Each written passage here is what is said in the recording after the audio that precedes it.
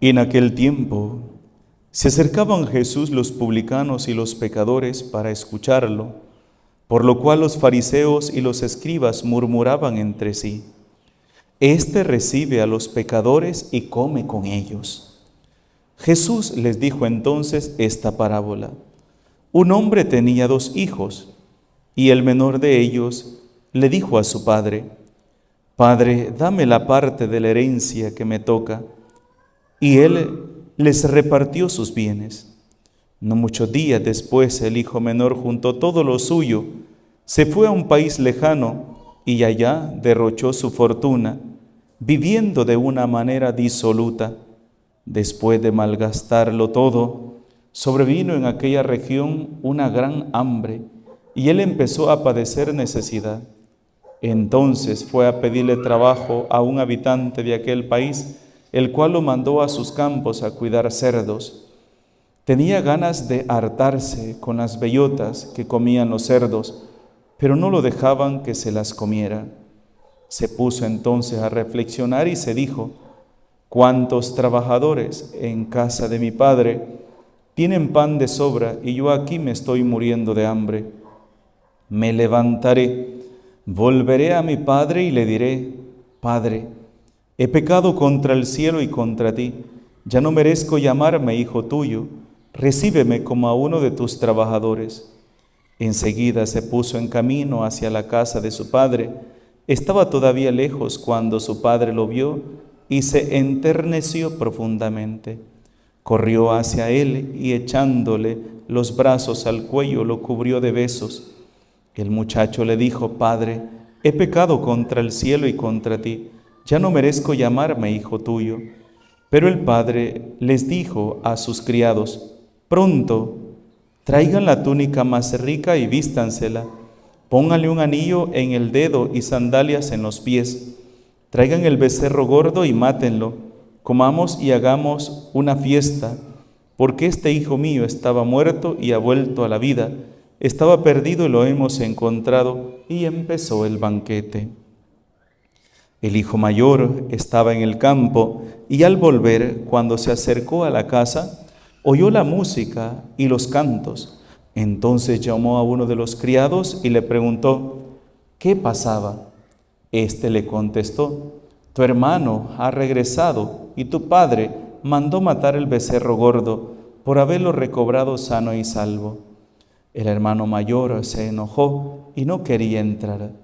Salió entonces el padre y lo rogó que entrara, pero el hijo replicó: Hace tanto tiempo que te sirvo sin desobedecer jamás una orden tuya, y tú no me has dado nunca ni un cabrito para comérmelo con mis amigos.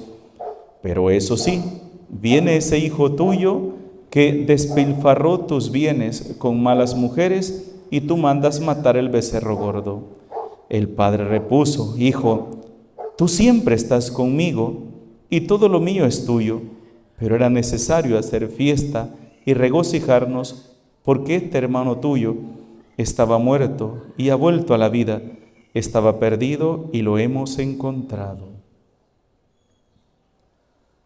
Palabra del Señor.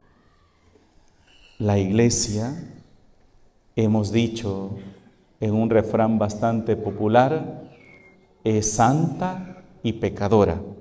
¿Ya habían escuchado esa expresión? Que la Iglesia es santa y pecadora. ¿Santa por qué? Porque es Cristo quien la santifica, es Cristo quien la ha fundado, es Cristo quien es la cabeza. Pecadora, ¿por qué? Porque somos nosotros los que la formamos. Por eso es pecadora. Porque la Iglesia la formamos cada uno de nosotros. Yo soy la Iglesia, dice un cantito, tú eres la Iglesia, somos la Iglesia del Señor. Somos la Iglesia del Señor, todos nosotros. ¿Cuál es una de las críticas más grandes hacia la Iglesia? Porque somos pecadores. porque somos hombres y mujeres que nos reconocemos pecadores y es lo primero que hacemos cuando iniciamos la Santa Misa, porque he pecado mucho de pensamiento, palabra, obra y omisión. Así lo decimos, y lo decimos públicamente, que somos pecadores. Si hay alguien que dice aquí que no es pecador, de hecho, el mismo Salmo 50 dice, pecador me concibió mi madre, desde el seno de mi madre, ¿ve? Soy un pecador. Ahora, si esa es una de las críticas más grandes hacia nosotros, y muchos dicen, yo no voy a la iglesia, porque en la iglesia solo hay gente hipócrita, gente falsa, gente pecadora. Hoy el Evangelio da una respuesta. En aquel tiempo se acercaban a Jesús los publicanos y los pecadores para escucharlo. En aquel tiempo, ¿quiénes son los publicanos? Aquellos que están en pecado público. ¿Y por qué dicen los otros pecadores? Porque hay pecados que no son públicos, sino que son privados, pero son pecados. Y algunos de nosotros pensamos que pecador es el único aquel que tiene a la vista sus defectos, los pecados. Mientras que los míos no se descubran, yo no estoy pecando. Ya estoy salvo. Estoy salvo. No, hermanos. Y dice que estas personas, publicanos y pecadores, se acercaban a escuchar a Jesús. Por lo cual, los fariseos y los escribas murmuraban entre sí, este recibe a los pecadores y come con ellos. Una expresión de desprecio, una expresión de decir, este no es profeta, este no viene de Dios. ¿Por qué? Porque se acerca a pecadores, se acerca a personas pecadoras, come con ellas. Y de ahí nace la hermosa parábola del hijo pródigo, del hijo pródigo.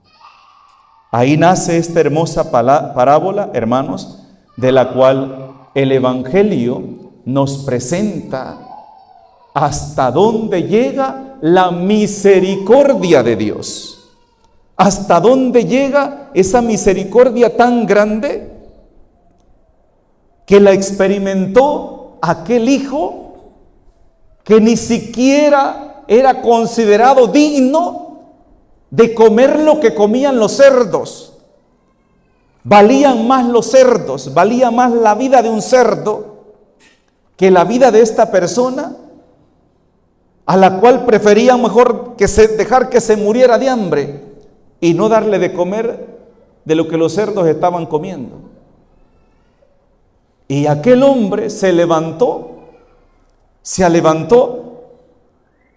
y lo primero que dijo fue, ¿cuántos en la casa de mi padre tienen comida de sobra y yo aquí me estoy muriendo de hambre? Volveré a mi casa y le diré a mi padre, Padre, he pecado contra el cielo y contra ti. Ya no merezco llamarme hijo tuyo. Trátame como a uno de tus criados. Y dice que el padre desde lejos vio al hijo y corrió a su encuentro y se le echó a su cuello, a abrazarlo. Y cuando el hijo se sintió abrazado y su padre que lo estaba besando, le dice, Padre, he pecado contra el cielo y contra ti, ya no merezco llamarme hijo tuyo. Pronto, dice el padre, pronto, traigan una túnica limpia, traigan un anillo, sandalias y pónganselas. Matemos el becerro gordo, paren de trabajar todo y hagamos una gran fiesta, porque este hijo mío ha regresado.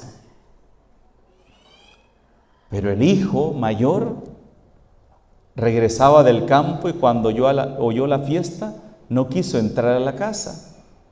Y dijo, ¿y qué es eso? ¿Y esa bulla? Y uno de los criados se acerca y le dice, es que tu hermano ha regresado y tu padre ha mandado matar el becerro gordo. El becerro gordo, y lo mató para que comieran y todo y hacer una gran fiesta por haberlo recobrado sano y salvo.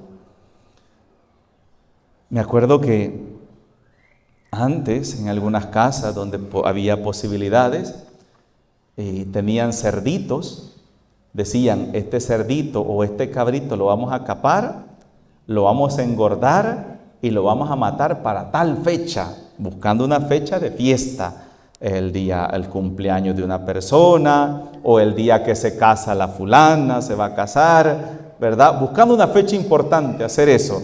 Pues en ese entonces parecería que eso mismo hacían. Tenían un becerro, el que le engordaban, lo preparaban para una fiesta.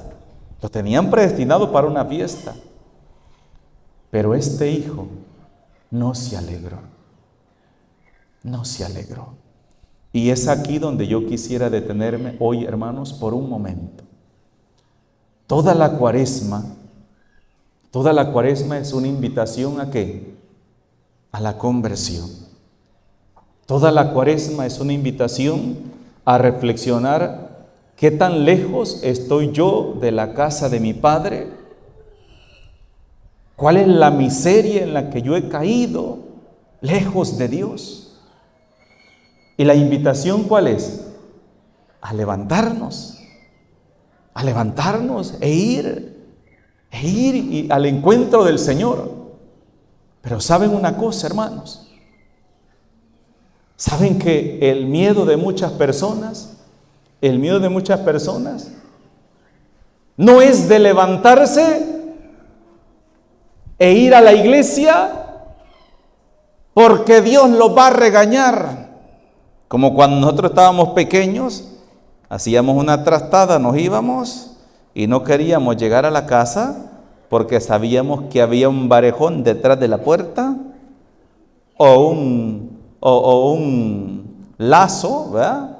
En remojo, como decía la abuela, un lazo en remojo, y que al llegar se le iban a cuajar, ¿verdad? Entonces ni querían ir. No es que no quiero ir porque mi mamá me va a pegar, es que mi papá me va a pegar, y no querían ir. Muchos tienen miedo de ir a la iglesia, no porque sepan que Dios tiene un lazo en remojo para esperar a que regrese esta persona. Muchos no van a la iglesia porque tienen miedo a la actitud con la que tú y yo lo vamos a recibir. Piensa sobre eso. Pensemos sobre eso. ¿Cómo vemos nosotros a aquel hermano que por diferente razón, que por diferentes motivos esta persona se alejó de la iglesia, se alejó de la vida sacramental, se alejó de nuestro movimiento, de nuestro grupo?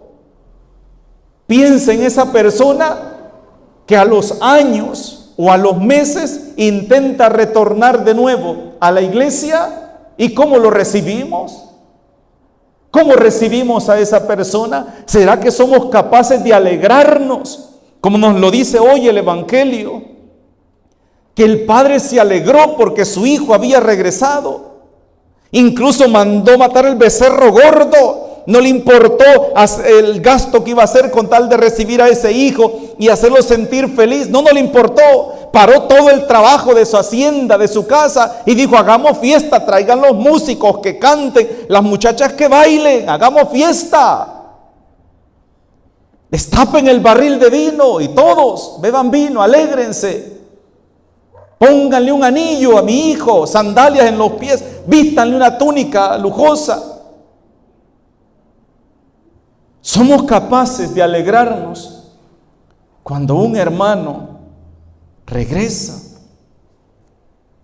¿Cómo lo tratamos?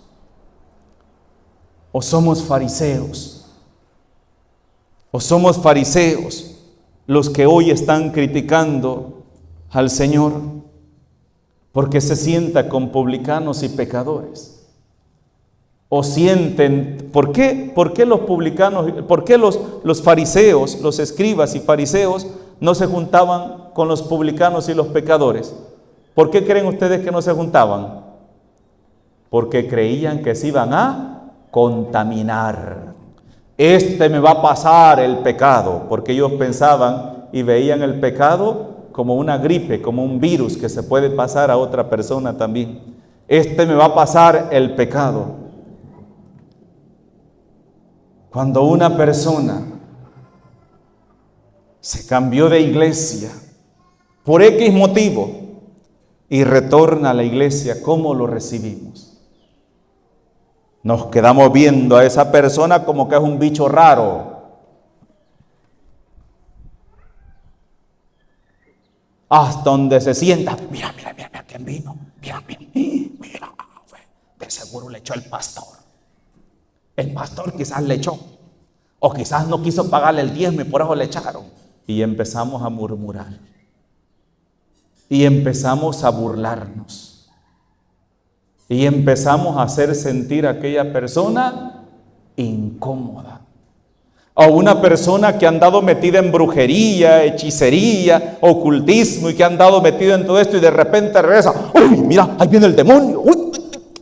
Y si aquella persona se sienta ahí y se levanta y se va para otro lado, y se va para el otro lado, y empieza a rechazar a aquella persona. ¿Tú crees que esa persona, después de ver esa actitud tuya y mía, va a querer volver a la iglesia? No, hermano. Se va a ir. Y en ese momento va a desear que la tierra se lo trague. Y se va a ir y no va a volver. Por eso yo he dicho muchas veces que hay una gran cantidad de personas que se han ido de la iglesia por culpa tuya y por culpa mía.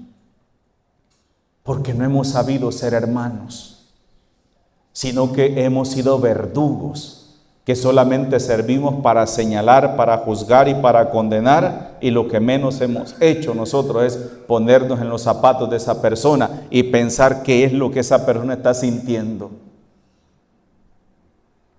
Acuérdense lo que dice Jesús: hay más alegría por un pecador que se convierta que por 100 justos que no necesitan conversión. Hay más alegría. Ojalá y entendiéramos cuál es la vocación de la iglesia. Ojalá entendiéramos que la iglesia no es cueva de santos, sino que es el lugar donde el pecador puede encontrar la misericordia de Dios. Ojalá y entendiéramos eso. Entonces es cuando vamos a hacer presente a Cristo en nuestra iglesia, y es entonces cuando el pecador se va a levantar, va a ir a la iglesia y se va a encontrar con Cristo. ¿Y sabes cuándo se va a encontrar con Cristo? Cuando tú y yo abramos nuestros brazos para abrazar a esa persona, para decirle que lo amamos, para hacerlo sentir especial en la iglesia y para hacerle sentir que vale la pena luchar por tratar de hacer las cosas bien. ¿O no, ya no se acuerdan cuando aquel cantito que decíamos: préstame, Señor, tus ojos para ver cómo ves? ¿Tú no se acuerdan? Levanten la mano los que ya han cantado ese cantito. Todos lo hemos cantado. Todos lo hemos cantado. Préstame, Señor, tus brazos para abrazar como tú. Préstame tu corazón para amar como amo. ¿Ustedes creen que el corazón de Cristo es egoísta? ¿Ustedes creen que el corazón de Cristo es discriminativo? ¿Ustedes creen que en los labios de Cristo salen expresiones de desprecio hacia una persona?